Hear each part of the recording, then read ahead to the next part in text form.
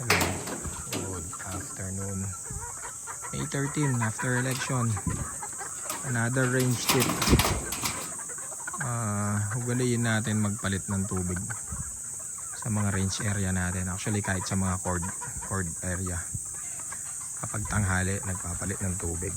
Dito sa range as much as possible. Kung pwedeng 5 times or more mas maganda. Pero kapag medyo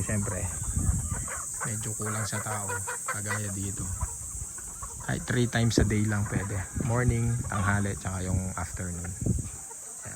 Ayan sila. So itong mga to mga January 6 born itong mga nandito.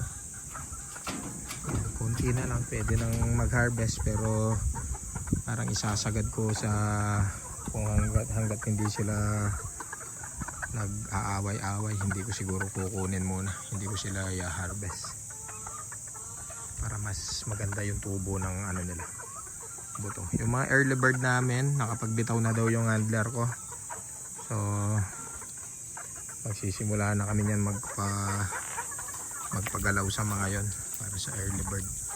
So ito yung mga January 16. Okay, so yun lang. Ugali magpalit ng tubig. Tsaka chinecheck lagi.